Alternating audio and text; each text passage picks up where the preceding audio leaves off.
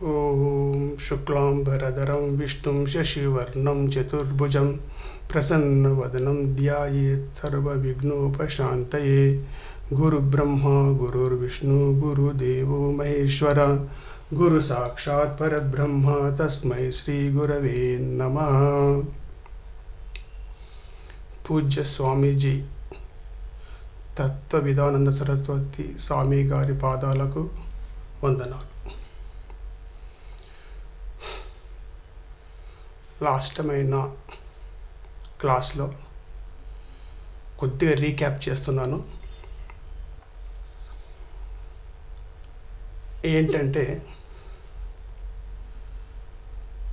స్పష్టమైనటువంటి శుద్ధమైనటువంటి నలుపు, శుద్ధమైనటువంటి డార్క్నెస్ చీకటి, శుద్ధమైనటువంటి వెలుతురు, ఈ మూడు కూడా సమానంగా కనపడతాయి అని చెప్పాను. మీలో చాలామంది కూడా ఆన్సర్ తెలిసి ఉంటుంది. ఎవరన్నా కొంచెం క్లారిటీ కావాలనుకున్న వాళ్ళకి తెలియజేస్తున్నాను. శుద్ధమైన నలుపు అంటే ఎగ్జాంపుల్ కాటుక. కాటుక శుద్ధమైంది అని మనము ఎలా చెప్పగలుగుతున్నాము? కాటుక మీద ఏదో కుంకుమన కానీ, ఏదైనా వైట్ పెయింట్ కానీ, ఇంకేదైనా రంగు పడితే మనం అది శుద్ధం అనలేము. ఎందుకంటే ఆ నలుపుదానానికి కొంచెం అంత ఆటంకం వచ్చింది కాబట్టి అది శుద్ధం కాదు. కాబట్టి అది శుద్ధమైన నలుపుకి ఉదాహరణ. కాబట్టి అది నలుపు మాత్రమే ఉంటుంది, ఇంకా అందులో ఇంకేది కల్తీ కాలేదు, శుద్ధమైన నలుపు. అట్లా శుద్ధమైన చీకటి, డార్క్నెస్. శుద్ధమైన చీకటి అంటే, డార్క్నెస్ అంటే అక్కడ ఏమాత్రము వెలుతురు చొరబడలేదు అని అర్థం. ఏమాత్రం వెలుతురు లేదు అక్కడ. వెలుతురు వస్తే ఏమవుతుంది? శుద్ధమైన చీకటిలో కొద్దిగా మార్పు కనబడుతుంది. కాబట్టి శుద్ధమైన చీకటి అంటే వెలుతురు యొక్క సంబంధము లేకుండా ఉండడము అని దాని అర్థం. సో అది శుద్ధమైన చీకటి. శుద్ధమైనటువంటి వెలుతురు. ఈ శుద్ధమైన వెలుతురు దీన్ని ఎలా అర్థం చేసుకోవాలి అంటే, వెలుతురు ఎప్పుడైనా కానీ మనము కంటితో డైరెక్ట్ చూడలేము.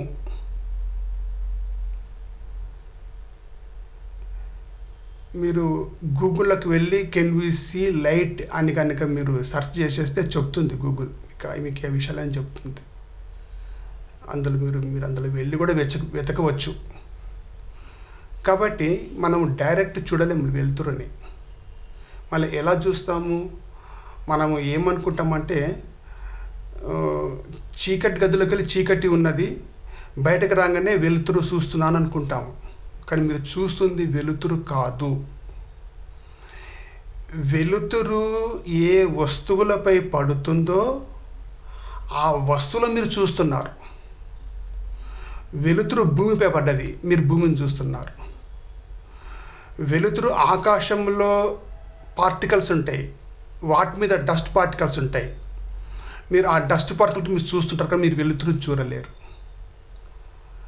వెలుతురు చెట్ల మీద పడుతుంది, మీరు చెట్లను చూస్తారు కానీ మీరు వెలుతురుని చూడలేరు. అయితే ఇక్కడ స్పష్టమైనటువంటి వెలుతురు అంటే ఏంటంటే, అక్కడ ఎక్కడ కూడా ఆబ్జెక్ట్స్ ఉండొద్దు, ప్రతిఫలించే వస్తువు ఏది ఉండొద్దు. అక్కడ ఉండనప్పుడు అది శుద్ధమైన వెలుతురు అని అనబడుతుంది.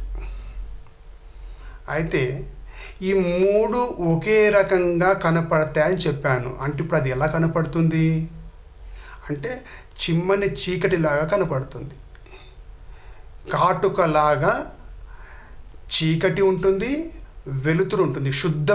శుద్ధమైతే ఈ మూడు కూడా అట్లాగే ఉంటాయి. అయితే ఈ ఎగ్జాంపుల్ మనకు ఒక కీలకమైన పాత్ర పోషిస్తుంది ఈ డెమాన్స్ట్రేషన్ లోపల. కనుక మీరు ఒకసారి నెట్లో కూడా వెతకండి, కెన్ వి సీ లైట్ అని మీరు కనుక సర్చింగ్ చేస్తే చెప్తుంది అవన్నీ కూడా. కొంచెం సపోర్టివ్గా ఉంటుంది దీనికి, ఈ డెమాన్స్ట్రేషన్కి. అయితే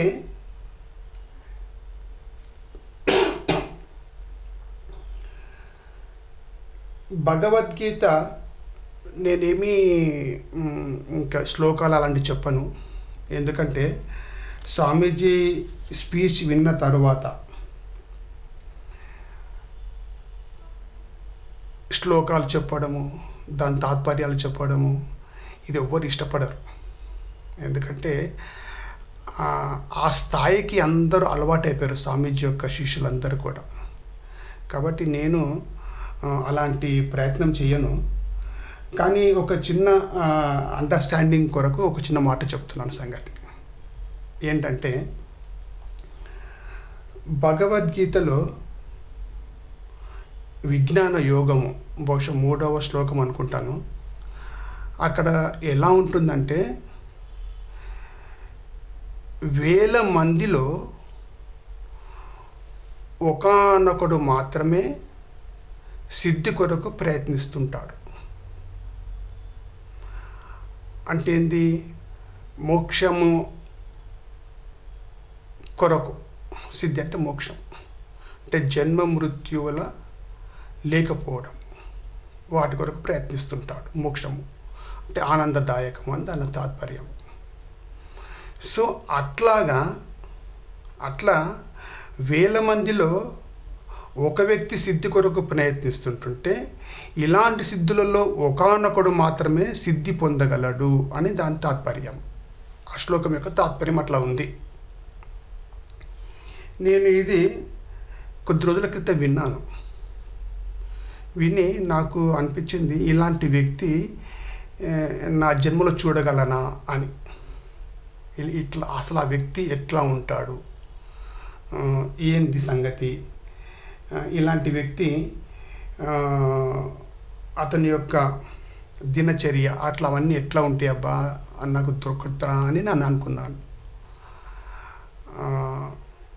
పెద్దలు చేసుకున్న పుణ్యమై ఉంటుంది, అమ్మ నాన్న చేసుకున్న పుణ్యమై ఉంటుంది. అలాంటి వ్యక్తి నాకు తటస్థించాడు, దొరికాడు. నాకు చాలా ఆనందం అనిపించింది. వారే పూజ్య స్వామీజీ తత్వ విధానంద సరస్వతి గారు. ఈ మాట చెప్పేటప్పుడు నేను కొంచెం భయపడుతున్నాను ఇప్పుడు కూడా. ఎందుకంటే స్వామీజీని పొగిడితే ఆయనకు అది ఇష్టం ఉండదు. అప్పుడు ఎప్పుడో ఒక 30 ఏండ్ల కింద, 32 ఏండ్ల కింద ఏదో చిన్న పొగడ్తి చేశాను. అప్పుడు నాకేదో ఒక యూత్ లాగా ఉండేవాడిని, కొంచెము ఇంకా అది లేదు, ఆ ఓపిక అలాంటి ఏం లేవు. పొగిడితే స్వామీజీ ఒక చిన్న మొట్టికాయ వేశాడు. మళ్ళీ మొట్టికాయలు వేయడానికి ఆయనకు తప్ప ఇంకెవరికి అర్హత ఉంది? ఆయనని వేయాలి. వేస్తే ఆయన వేయదగ్గ వ్యక్తి, మనము పడదగ్గ వ్యక్తులము. ఇలాంటి మొట్టికాయలు పడకపోతే ఈ జీవితం అంత ఈజీగా సాగదు అని నా యొక్క వ్యక్తిగత అభిప్రాయం చెప్తున్నాను. కాబట్టి అలా అంత మహాత్ముడు మనకు తెలిసిపోయాడు. ఇలాంటి వ్యక్తి మహాత్ముడు మనకు దొరికాడు. అయితే ఇక్కడ నేను చెప్పదలుచుకున్న మాట ఏంటంటే, ఒకసారి అంతటి మార్గము దొరకక ఇబ్బంది పడే వాళ్ళు ఉన్నారు. దొరికిన తర్వాత ఆ మార్గంలో స్థిరంగా ఉండడమే మహాభాగ్యం. మహాభాగ్యము అంటే భౌతికపరంగా మనము ఎన్ని ఆలోచించినప్పటికీ అది మహాభాగ్యం అనబడదు. మహాభాగ్యం అంటే ఏంది? ఈ మార్గంలో వచ్చిన తర్వాత దాన్ని నిలదొక్కుంటూ ఉండడమే మహాభాగ్యం. ఈ మధ్యలో కొన్ని సాధక బాధకాలు, సాంసారికమైనటువంటి ఒత్తిళ్ళు ఉన్నప్పటికీ ఆ యొక్క మార్గాన్ని అనుసరించుకుంటూ ఉండడమే మహాభాగ్యం. కాబట్టి అంత మహాత్ముని యొక్క మాటలు మనం వింటున్నాము. మనం ఆ మార్గంలో ఉండడానికి ప్రయత్నిస్తాం.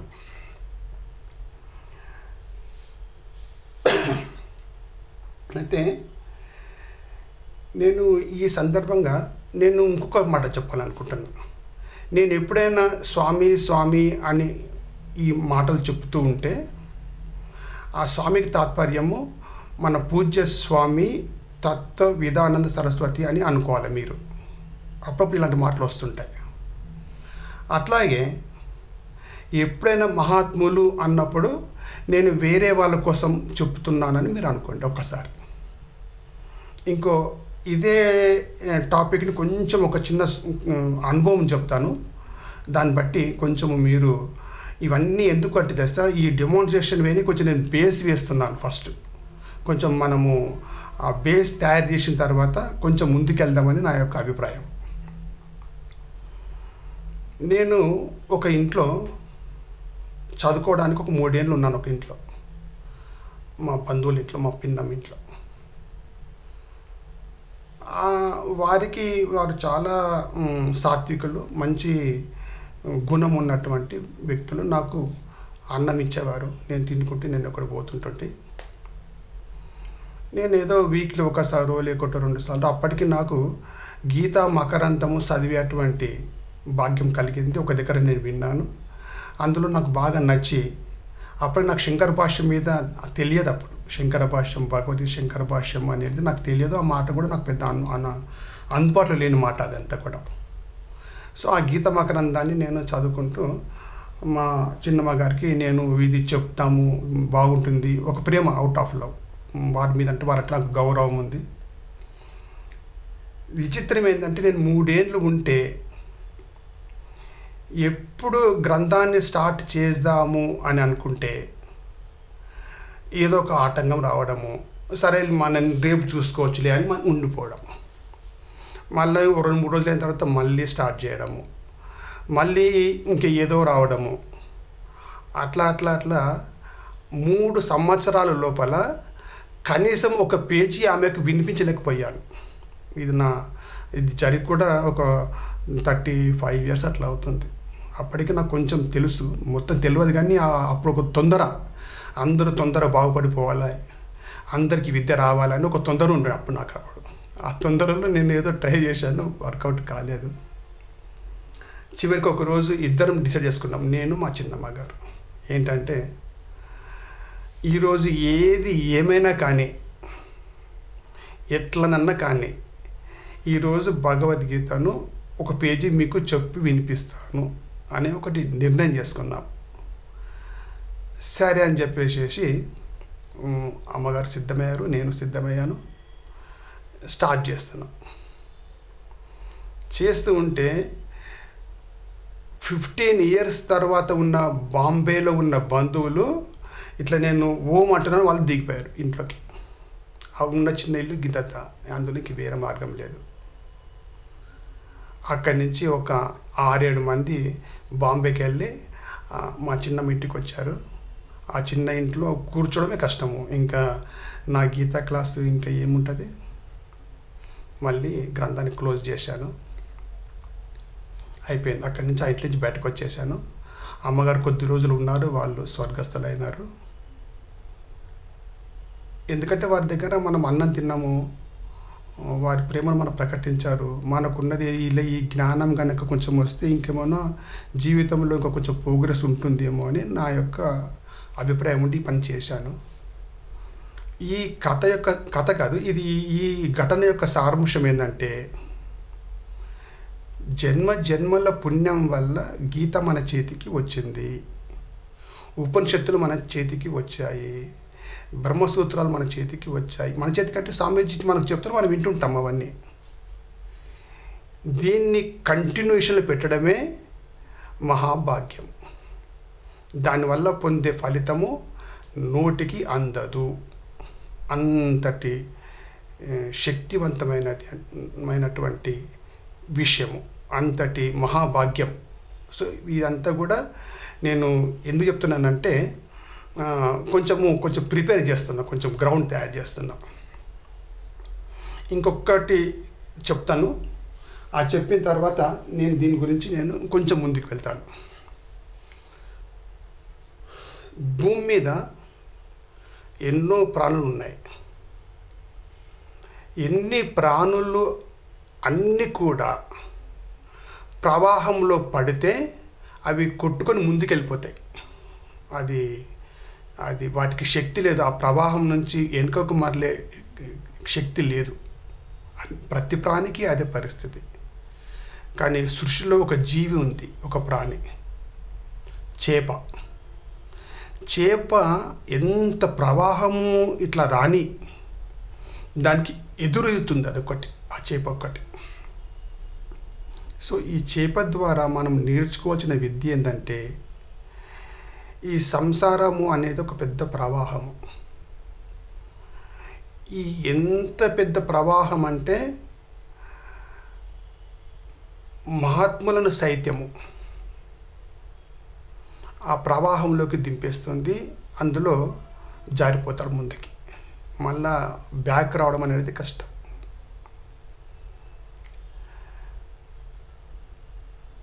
మన పూజ్య స్వామీజీ మనకు దొరకడం వల్ల ఈ ప్రవాహంలో మనం పోతలేం. ఇది నాకున్న వ్యక్తిగత అనుభవం చెప్తున్నాను. వారు కనుక మన జీవితంలోకి వచ్చారు, మనకు పాఠాలు చెప్తారు కాబట్టి ఈ ప్రవాహంని మనం కొట్టుకుపోతలేము. కాబట్టి పూజ్య స్వామీజీకి ఎంత నమస్కారం పెట్టినా తక్కువనే అండి. వారికి ఏమని ఇంకా నోటికి ఏమని మనం చెప్పగలం, వారి గురించి ఎంత చెప్పినా తక్కువనే అవుతుంది. సో ఆ ప్రవాహంలో ఆ చేపకు ఎదురీదేటువంటి సామర్థ్యాన్ని ఆ పరమాత్మ ఇచ్చి ఉంటాడు. మనకు ఈ జీవితం అనే సంసారం లోపల ఎదురుదిక్కుంటూ మోక్షం వైపు ప్రయాణించేటువంటి ఆ శక్తిని మన పూజ్య స్వామీజీ మనకి ఇస్తున్నారు. వారికి శతకోటి వందనాలు తెలియజేస్తున్నాను. ఇక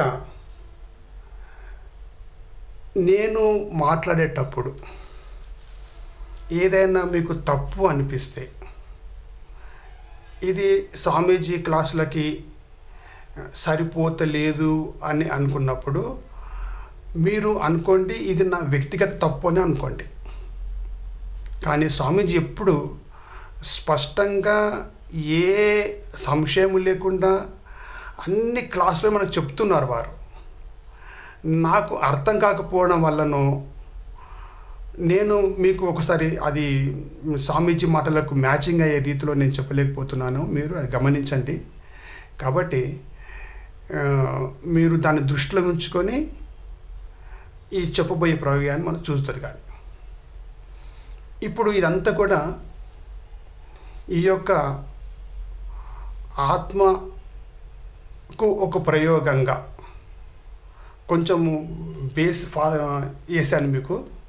ఇప్పుడు వీటి గురించి కొంచెం తెలియజేస్తాను, చూస్తుంది కానీ ఎట్లా ఉంది సంగతి. ఇది డెమాన్స్ట్రేషన్ బాక్స్. ఈరోజు నేను ఏం చేస్తానంటే కొద్దిగా వీటి కోసం ఎక్స్ప్లెయిన్ చేస్తాను. ఆ తర్వాత ఇన్ అండ్ త్రూ డీటెయిల్స్ తర్వాత వెళ్దాం. ఒక నిమిషం.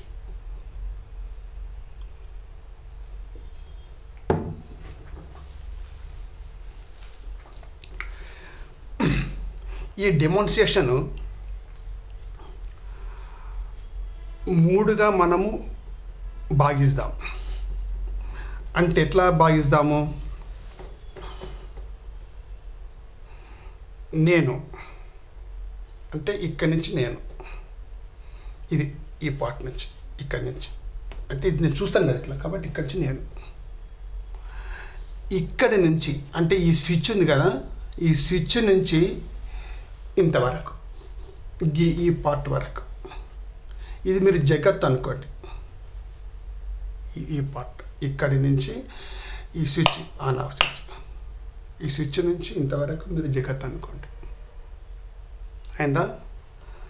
ఇక్కడ నుంచి ఇక్కడ ఒక చిన్న స్లాట్ ఉంది, మనం అక్కడ నుంచి కొంచెం ఏదో చెక్ చేయడానికి పెడతాం అన్నట్టు. ఇక్కడ ఒక స్లాట్ ఉంది, ఈ స్లాట్ మీకు ఇక్కడ కనబడుతుందా? ఇది ఒక స్లాట్. సో ఈ స్లాట్ ఇదేంటంటే నిశ్చయ హస్తం అని ఇక్కడ ఒకటి పెట్టాము. ఇక్కడ అంటే స్వామీజీ అప్పుడప్పుడు క్లాస్లో పడని చెప్పేటప్పుడు ఒకటి చెప్పేవారు, దానికి సంబంధించినటువంటి మాట అవి నేను తర్వాత ఎక్స్ప్లెయిన్ చేస్తాను. సో ఇక్కడ ఒకటి స్లాట్ ఉంది, మనం ఇక్కడ నుంచి కొంచెం ప్రయోగాలు చేస్తుంటాం. సో ఇక్కడ నుంచి ఆత్మ గురించి ఇక్కడ మనకు ఒక నిశ్చయం అవుతుంది అన్నట్టు. ఇక్కడ ఈ ఏరియాలో, ఇక్కడ నుంచి ఇక్కడ ఏరియాలోనేమో జగత్తు నిర్ణయం అవుతుంది. ఇక్కడి నుంచి ఇంతవరకు ఈ లెన్స్ నేను కలిసి ఒకటి అవుతుంది. ఓకే, సో మనం దీన్ని 3గా డివైడ్ చేసుకున్నాం. వీటన్నిటి మీరు దృష్టిలో ఉంచుకొని ఈ యొక్క పాఠం ముందుకు జరుగుతుంటుంది. ఇక స్వామీజీ వారు చెప్పినట్టు ఐడియా ఉంది, ఇంకెవరు మహాత్ముడు బహుశా అంటాడు, God is the union of man and nature. ఇదొక కాంబినేషన్. దీన్ని బట్టి మనకి ఏం అర్థమవుతుంది? 3గా డివైడ్ చేసామే తప్ప ఉన్నది ఒకటియే అని తెలిసిపోతుంది ఈ మాట వల్ల కదా.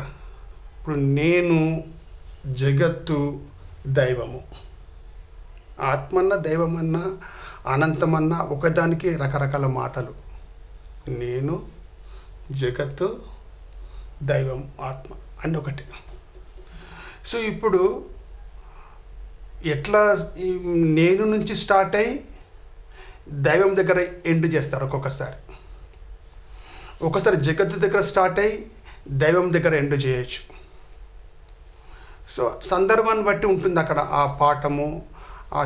చెప్తున్నప్పుడు ఏం పాఠం చెప్తున్నారు మహాత్ములు. ఇక మహాత్ములకు ఎట్లా ఉంది? ద్వైత గ్రంథాలు చెప్పినప్పుడు ఎట్లాగో అద్వైతం చెప్పేటప్పుడు ఎట్లాగో అద్వైతం చెప్తారు మహాత్ములు. మన స్వామీజీ లాంటి వారు ఇంకా కొంతమంది ఉంటారు అక్కడక్కడ. కానీ పూజ్య స్వామీజీ చెప్పేటప్పుడు ఎట్లుందంటే, మీరు ద్వైతాన్ని తెచ్చినా దాన్ని అద్వైతం కలిపేస్తారు. ఒక చెట్టుని గురించి చెప్పంటే దాన్ని అద్వైతం కలిపేస్తారు. ఆయన జగత్తు మొత్తము అద్వైతం తీసుకొస్తారు. వారు చెప్పినదే ఒక చిన్న స్టోరీ ఉంది, దాన్ని వారు ఒక రకంగా చెప్పారు. అదే స్టోరీ నేను ఇంకో రకంగా చెప్తున్నాను. అదే సేమ్ స్టోరీని. ఏంటంటే ఒక అబ్బాయికి ఎగ్జామ్ రాయమని చెప్పారు. ఏంటంటే వ్యాసం గురించి రాయాలి ఆ ఎగ్జామ్లో. ఈ అబ్బాయికి ఒకటే వ్యాసం వచ్చు, దాని పేరు ఏంటంటే ఆవు వ్యాసము. అయితే ఈ ఆవు వ్యాసం వస్తే ఈ అబ్బాయికి ఎగ్జామ్కి వెళ్ళాడు, తెలుగు ఎగ్జామ్. అక్కడ మీ విమానయాత్ర గురించి వ్యాసము రాయుము అని అక్కడ వచ్చిన క్వశ్చన్. ఈ అబ్బాయి ఏం చేశాడంటే, నేను మా అమ్మ నాన్నతో కలిసి విమానయాత్ర చేశాను, నేను కిటికీ వైపు కూర్చున్నాను, కిటికీ నుంచి తొంగి చూస్తే నాకు ఒక ఆవు కనబడింది. ఇంకా మొత్తం అంతా ఆవు గురించి, మొత్తం ఒక 3 పేజీల వ్యాసం అంతా ఆవు గురించి. నువ్వు ఏది చెప్పు, తిరిగి ఆవు దగ్గర పట్టుకొస్తాడు. రేడియో గురించి చెప్పండి అని సపోజ్ కనుక ఒక వ్యాసం వస్తే, మా తాతగారు రేడియో పెట్టారు, అప్పుడు అనుకోకుండా నేను ట్యూన్ వేరే మార్చాను, అందులో ఆవు కోసం వచ్చింది, ఇంకా అంత ఆవు గురించి మొత్తం. చెట్టు కోసం వ్యాసం రాశారనుకోండి, సపోజ్ చెట్టు భూమి మీద పెరుగును, నేను చూసినప్పుడు ఆ చెట్టు దగ్గర ఒక ఆవు వచ్చాను, ఇంకా మొత్తం ఆవు మీద వ్యాసం ఉంటుంది. నువ్వు ఏది చెప్పు ఆవుతోనే ఎండ్ చేసేస్తాను. స్వామీజీ ఇంకొక రకంగా దీన్ని చెప్పారు, నేను ఇంకొక రకంగా వాడాను అన్నట్టు. సో అద్వైతం అనేది ఒక సైంటిఫిక్ మెథడ్గా ఉంటుంది. చాలా ఆశ్చర్యం వేస్తుంది. ఒకసారి అది రుచికి వచ్చిందంటే ఇంకా దాన్ని ఇంకా వదిలిపెట్టలేము. ఇంకా జగత్తులో ఉండొచ్చు, మళ్ళీ వ్యవహారంలో చేయొచ్చు, అన్నీ చేసుకుంటూ మనం ఒక నిగలో, ఒక ఎరుకలో ఉండొచ్చు. దాంట్లో ఉన్న గొప్పతనం అది. ఎందుకంటే అద్వైతమైన ఉన్నటువంటి శక్తి అంతైనటువంటిది. సో ఇందులో 2 మాటలు చెప్పాను నేను. అది ఎంత మట్టుకు మ్యాచింగ్ ఏదో నాకు తెలియదు, ఇది అనుకోకుండా చెప్పాను సంగతి. ఇక మళ్ళీ ఎగ్జాంపుల్ వస్తాం. సో ఇక్కడ మళ్ళీ దీనికోసం కొంచెం ఎక్స్ప్లెయిన్ చేస్తాను, మీరు వింటుడు కానీ. సో ఇక్కడ ఒక లెన్స్ ఉంది. లెన్స్ ద్వారా నేను చూస్తాను. ఇదంతా ప్రయోగం అంతా డెమాన్స్ట్రేషన్ ఇట్లా ఉంటుంది అన్నట్టు. ఫ్యూచర్లో నేను చూస్తున్నాను. ఏం చూడాలి ఇప్పుడు నేను? అదే జ్యోతి దర్శనమే కదా, అంటే ఆత్మ గురించి. సో అది నేను ఆత్మను అన్వేషించే ప్రయత్నంలో ఇదంతా ఒక భాగము. సో నేను దీన్ని వెతుకుతున్నాను. ఇది ఈ లెన్స్ గురించి చెప్పాను. ఆ లెన్స్ మీకు ఇక్కడ కనబడుతుంది. This is the lens. ఇక్కడి నుంచి నేను చూస్తాను. సో నేను ఇక్కడ మలిపేస్తున్నాను. ఓకేనా? ఇకపోతే ఇక్కడ ఒక స్విచ్ ఉంది. ఈ స్విచ్ ఏంటంటే కిందికి జన్మ అని రాసి ఉంది, పైకి మృత్యు అని రాసి ఉంది. సో నేను ఎప్పుడైనా కానీ జన్మ అంటే మనం ఎట్లా తీసుకోవాలి దాన్ని అంటే, కిందికి అన్నప్పుడు జన్మించాడు, పైకి అన్నప్పుడు మృత్యు వచ్చింది అనుకోవాలి కదా. సో మనం ఆ రకంగా తీసుకోండి. ఇప్పుడు ఓకే, ఆ ఎగ్జాంపుల్ నేను తర్వాత చెప్తాను. సో ఇది జన్మ మృత్యువులకి ఇది ఎగ్జాంపుల్. ఈ స్విచ్ ఎట్లా పనిచేస్తుంది అంటే మీకు చెప్తాను. జనరల్గా మీకు అందరికి తెలుసున్న స్విచ్, ప్రతి ఇళ్ళలో స్విచ్లు ఉంటే అయిపోతుంటుంది. మీరు ఒక బ్యాటరీ తీసుకోండి. ఇప్పుడు అది నేను చేద్దామనుకున్నా కానీ నాకు అది దొరకలేదు టైంకి. బ్యాటరీకి పైన ఫేజ్ ఉంటుంది, కింద న్యూట్రల్, అంటే పాజిటివ్, కింద న్యూట్రల్ ఉంటుంది.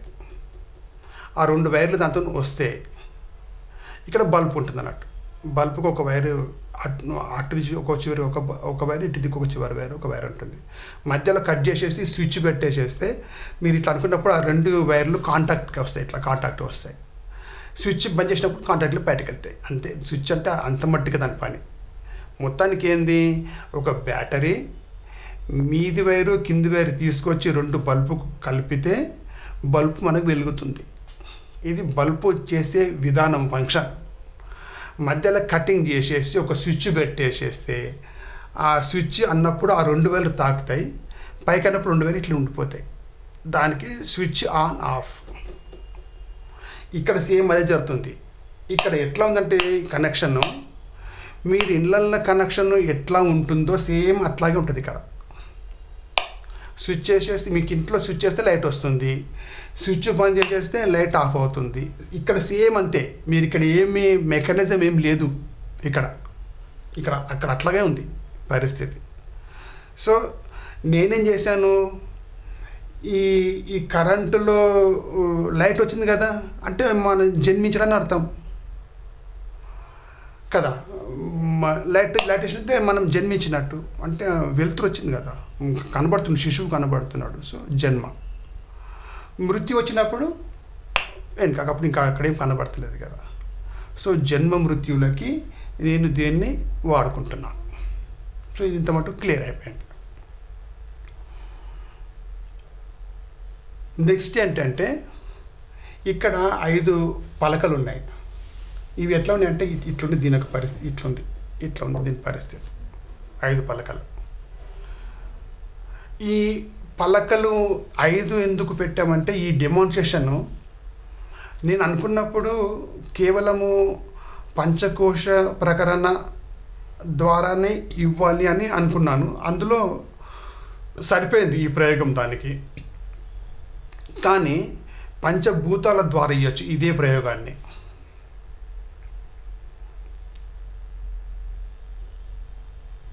కాబట్టి ఇంకా 2-3 కూడా ఇవ్వచ్చు. నాకు సడన్గా జ్ఞాపకం రావడం లేదు, ఉన్నప్పుడు నేను చెప్తాను.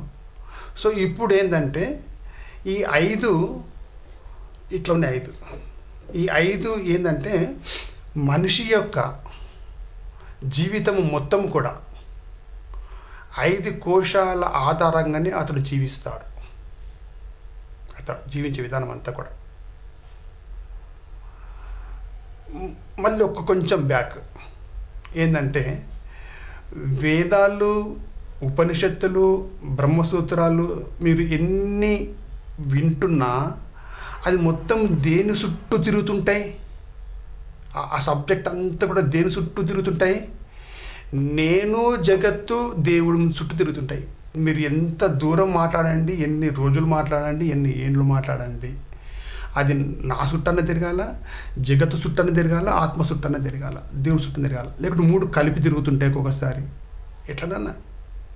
కానీ అద్వైతంలో ఏంటంటే ఈ 3 కాదు, 1. అది మనం దీని ద్వారా తెలుసుకుందాం కొంచెం ప్రయత్నం చేసి. కమింగ్ బ్యాక్ మళ్ళీ ఏంటంటే ఇది పంచకోశాలు. సో ఈ పంచకోశాలు లాస్ట్ టైం చెప్పానో లేదో తెలియదు, మళ్ళీ చెప్తాను మీకు నేను. వ్యక్తి అనగా ఎవరు? వ్యక్తి అనగా నేమి. సపోజ్ మనము ఒక మహాత్మునికి దండ వేస్తాం. మనము ఆ వ్యక్తికి దండ వేస్తుంది మాంసమయ ముద్దక, లేక అతనికి ఉన్న జ్ఞానానిక? అంటే ఆన్సర్ ఈజ్ వెరీ సింపుల్. అతనికి ఉన్న జ్ఞానానికి మనం దండ వేస్తున్నాం, అంతేకాని ఆ మాంసం ముద్దకు మనం వేయడం లేదు కదా. అట్లాగే అంటే ఈ ఎగ్జాంపుల్ ఎందుకు వాడవలసి వస్తుంది? వ్యక్తి అంటే ఎన్నో రకమైన ఆలోచనల పుట్టకు వ్యక్తి అని పేరు.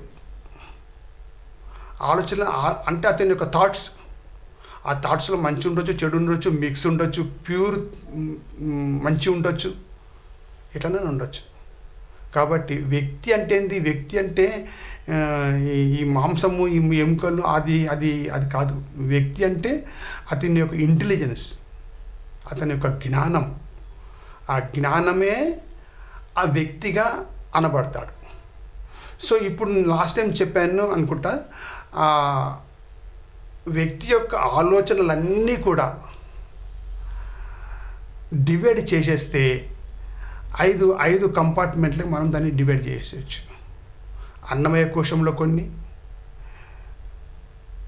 ప్రాణమయ, మనోమయ, విజ్ఞానమయ, ఆనందమయ కోశాలలో. సో ఇప్పుడు ఇక్కడ ఇది అన్నమయ కోశం. ఇట్లా తోస్తాం. ఎందుకు తోస్తామంటే తర్వాత చెప్తాను సంగతి. ఇది అన్నమయ కోశం. ఇవన్నీ మనకి ఇప్పుడు ఇక్కడ అన్ని థాట్స్ రెడీగా ఉన్నాయి. ఇక్కడ అన్నీ ఎన్నో థాట్స్, మనిషికి ఉన్నటువంటి ఎన్నో థాట్స్, అది రకరకాల థాట్స్ ఉంటాయి, విచిత్రమైన థాట్స్ ఉంటాయి. ఆ థాట్స్ ప్రాబ్లమే కదా మనుషులకు అందరికీ. ఇప్పుడు ఒక వ్యక్తి ఉత్తముల్లాగా అనిపిస్తున్నాడు, ఒక వ్యక్తి మూర్ఖుల్లాగా అనిపిస్తున్నాడు, కొంతమంది ఏమో మిక్స్డ్గా అనిపిస్తున్నారు, కొంతమందితో భరించలేము, వాళ్ళతోని కొంతమంది హ్యాండిల్ చేయలేము, కొంతమంది హ్యాండిల్ చేస్తే వాళ్ళు మనను ముంచుతారు. ఎన్ని చెప్తామండి ఇప్పుడు వీటి గురించి. విచిత్రమైనటువంటి ఆలోచనలు, దానికి అంతు పొంతు లేకుంటున్నాయి.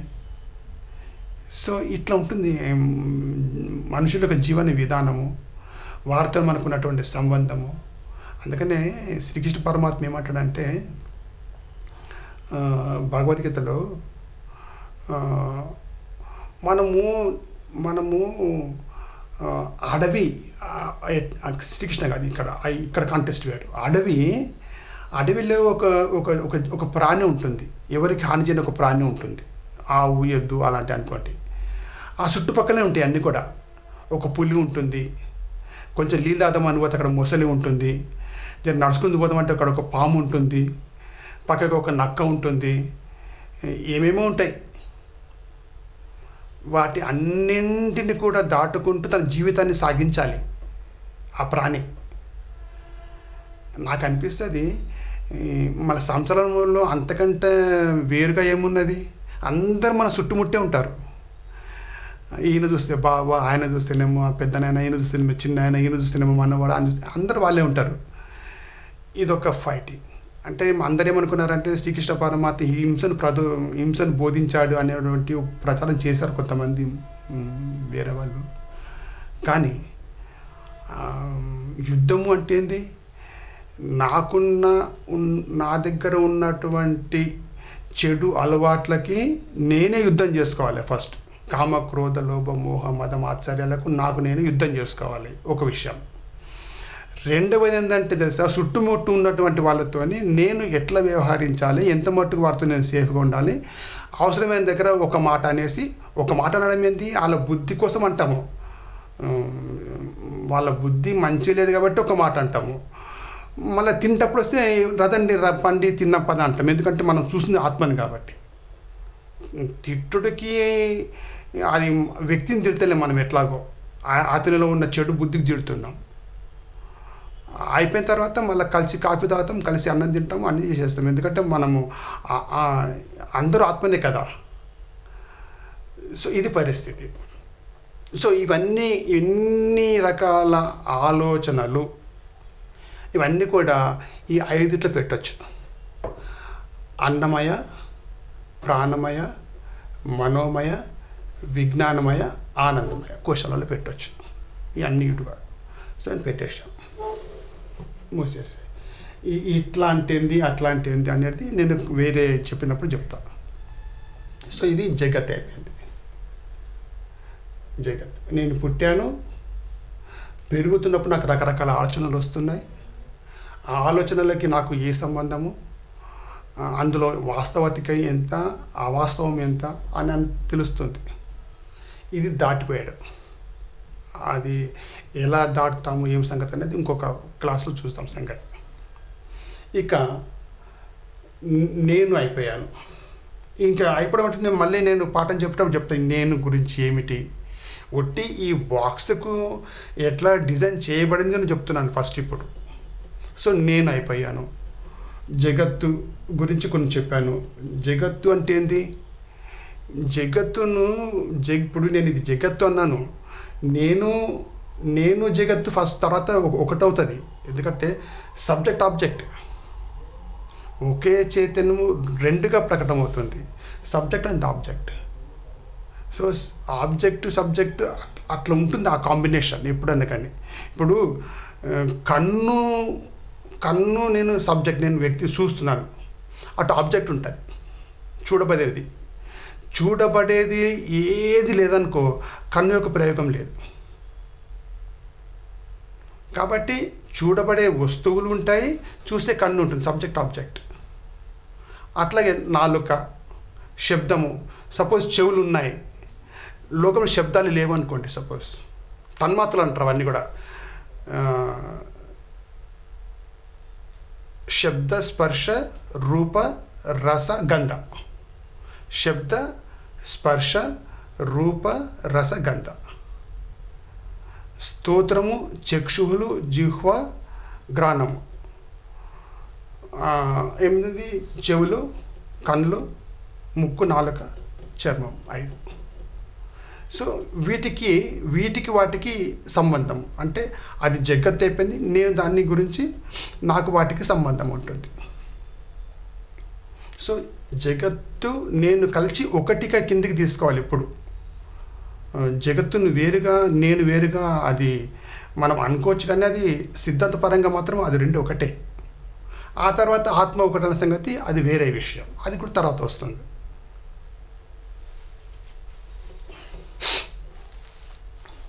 సో ఇక్కడ వరకు జగత్తు, ఇక్కడ నేను, జగత్తు, జన్మ మృత్యువులు అయిపోయింది.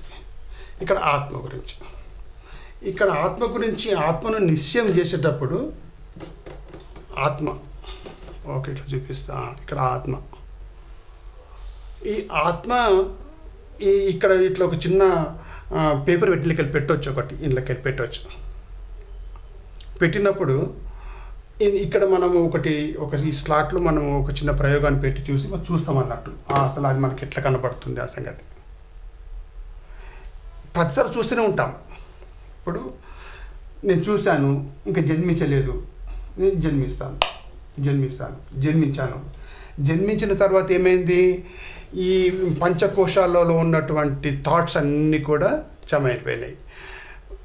అన్నమయ కోశంలో ఉన్నటువంటి థాట్స్ అన్నిటి కూడా మనము ఓవర్కమ్ అవుతాం.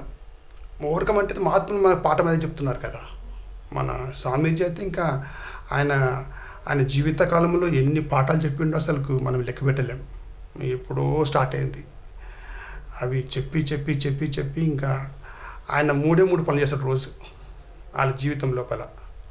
పాఠము చెప్పుట, పాఠము చెప్పుట, పాఠం చెప్పుట, అంతే, ఇంకా వేరే ఏం లేదు. ఇక డే టైం అయితేనేమో గ్రంథాలు అంతా టైపింగ్ చేసుకుంటూ మన కోసం గ్రంథాలన్నీ రాసి పెట్టాడు. కానీ వారి జీవితం అంతా గ్రంథ రచనకు చెప్పడానికే సరిపోయింది. What a great person. అలాంటి మహాత్ముడు ఇంకేం చెప్తామంటే వారి గురించి. అలాంటి మహాత్ముడు నేను చెప్పలే, అది కానీ నోటికి వస్తలేదు, అది ఇంకా వర్ణనకు వస్తలేదు అది. సో అట్లాగా ఇవన్నీ జన్మించాను, అన్ని థాట్స్ ఉన్నాయి. అన్నమయ కోశం యొక్క థాట్స్ అన్నీ ఓవర్కమ్ అయ్యాం స్వామీజీ యొక్క పాఠాలు వినడం వల్ల. లేకపోతే ఇంపాసిబుల్. అన్నమయ కోశం, ప్రాణమయ కోశం, అన్ని థాట్స్ అన్నీ ఓవర్కమ్ అయ్యాం. అన్నమయ, ప్రాణమయ, మనోమయ, విజ్ఞానమయ, ఆనందమయ. నెక్స్ట్ మనము దగ్గర ఉన్నాం ఆత్మకి. ఆత్మకు దగ్గర దూరం అంటూ ఉంటుందండి. అసలు ఆత్మ అంతటి ఉన్నది, ఒక చెప్పే విధానం అంతే. ఇంకా ఆత్మ దూరం దగ్గర ఏంటి, ఉన్నదే ఆత్మ అయితే నేను దానికి అంత నేను వెతకలేదని చెప్పుకోవాలి తప్ప, ఉన్నది ఆత్మ. ఇప్పుడు నిశ్చయం చేస్తుంది ఇదంతా కూడా. అవును, కరెక్టే, నీ యొక్క నిజస్వరూపం మీద నీ ఇక్కడ నిశ్చయం చేస్తుంది అన్నట్టు. అసలు నువ్వు అనగా ఏమిటి, నువ్వు అనగా ఇదియా లేకుంటే ఇదియా? ఇది అంటే ఏంటి, ఇది అంటే ఏంది? నామరూప దేశకాలాలు. ఇదంతా కూడా నామరూప దేశకాలాలు. సో ఈ నామరూప దేశకాలాలకు అతీతమైనటువంటిది ఆత్మ చైతన్యము. అది సర్వవ్యాపకము, సర్వంతర్యామి, కూటస్థము, ఇంకా అలాంటి మాటలన్నీ వస్తుంటాయి.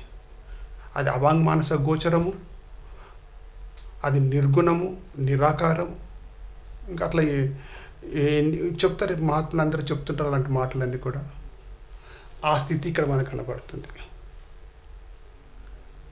కనుక ఇవన్నీ కూడా ఇంకొక నెక్స్ట్ దాంట్లో మనము తెలియజేసుకుందాం. ఇంత మట్టుకు మనము ఈ డెమో గురించి బేస్ కొంచెం అయింది. నెక్స్ట్ దాంట్లో డైరెక్ట్ మనము ఇది చూసుకుంటూ అసలు ఏమి జరుగుతుంది ఇక్కడ ఈ ప్రయోగం లోపల అని తెలుసుకునే ప్రయత్నం చేద్దాం. మనందరికీ గురు అనుగ్రహము, దైవానుగ్రహం ప్రాప్తించుగాక అని కోరుకుంటూ సెలవు తీసుకుంటున్నాను. ఓం పూర్ణమదః పూర్ణమిదం పూర్ణాత్ పూర్ణముదచ్యతే పూర్ణస్య పూర్ణమాదాయ పూర్ణమేవావశిష్యతే. ఓం శాంతి శాంతి శాంతి.